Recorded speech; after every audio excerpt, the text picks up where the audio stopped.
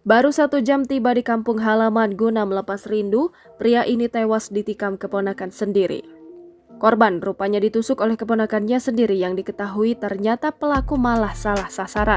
Korban yang ternyata paman sendiri ditikam pelaku karena salah sasaran itu diketahui bernama Wahyono berusia 32 tahun. Niat Wahyono untuk merayakan lebaran bersama keluarga mendadak sirna tatkala dirinya tewas.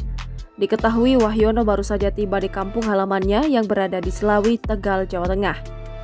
Keponakannya itu berinisial ARP berusia 23 tahun, pelaku menusuknya dengan belati pada Senin 17 April 2023. Ternyata pelaku awalnya punya masalah dengan sang ayah, namun malah sasaran, ia malah menikam pamannya sendiri.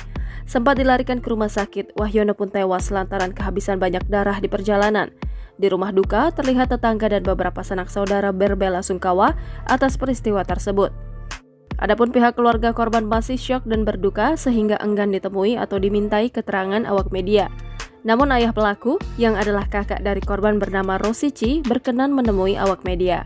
Ia pun menceritakan kronologi pada saat kejadian yang merenggut nyawa adiknya itu. Rosici menjelaskan anaknya pernah mengalami beberapa kali kecelakaan yang mengakibatkan luka bagian kepala dan cukup parah. Pada usia 6 bulan, pelaku mengalami kecelakaan sampai tempurung otaknya pecah, sehingga anaknya itu rutin melakukan kontrol ke spesialis anak. Kemudian pada usia 3 tahun, pelaku kembali mengalami kecelakaan lalu lintas dan luka di bagian kepala. Ketiga kalinya mengalami kecelakaan dan kembali mengalami gegar otak, sehingga hilang ingatan.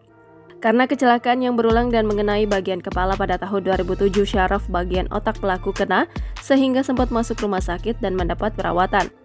Kerusakan syaraf tersebut mengakibatkan pelaku menjadi berbeda. Dalam artian, ketika marah maka akan menggebu-gebu dan tidak terkontrol, terlebih jika keinginannya tak terpenuhi. Rosici menuturkan jika anaknya baru saja menjual rumah tanah warisan dan rencananya akan dibangun rumah, sehingga saat nanti pelaku pulang dari pondok pesantren sudah ada di rumah. Namun pihak pembeli ternyata membayar dengan cara menyicil dan baru setengahnya membayar. Kemudian oleh Rosici, sedikit demi sedikit dibelikanlah material berupa batu bata, besi, dan lain-lain. Pelaku pun marah dan meminta uang penjualan tanah 40 juta rupiah ditarik lagi karena ingin dibelikan motor baru. Namun Rosici mengaku jika uangnya sudah dibelikan material dan hanya tersisa 3 juta rupiah. Ternyata anaknya tak terima dan akhirnya marah. Pelaku pun mengamuk dan mengancam dirinya. Rosici kemudian melarikan diri keluar dari rumah. Untuk menghindari kejaran dan amukan si anak, Rosici bahkan kabur sembunyi di makam desa setempat dari subuh sampai malam hari. Rosici mengaku ia belum sempat bertemu sang adik yang menjadi korban karena sejak subuh sedang kabur dari kejaran anaknya. Ia tak berani masuk ke rumah karena mengetahui si anak masih mencarinya. Lanjut Rosici, jika adiknya baru sampai ke rumah sekitar 1 jam hingga peristiwa penusukan terjadi yang dilakukan pelaku.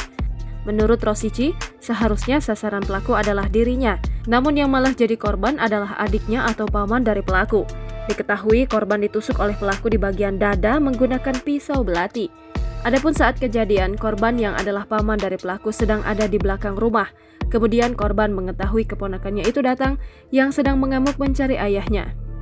Pelaku kemudian ditanya oleh korban ada apa sampai merusak sepeda motor. Kemudian secara tiba-tiba pelaku langsung menusuk korban hingga akhirnya tumbang. Rosici mengakui kala itu mau menolong namun anaknya masih mengincar dirinya.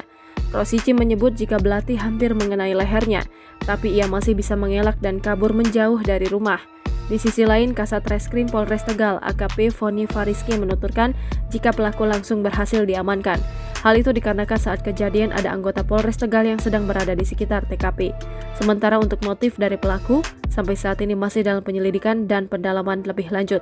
Foni menuturkan untuk proses autopsi sudah dilakukan, hasilnya korban meninggal dunia karena mendapat 3 kali tusukan benda tajam di bagian dada. Jangan lupa subscribe, share, komen, dan like ya!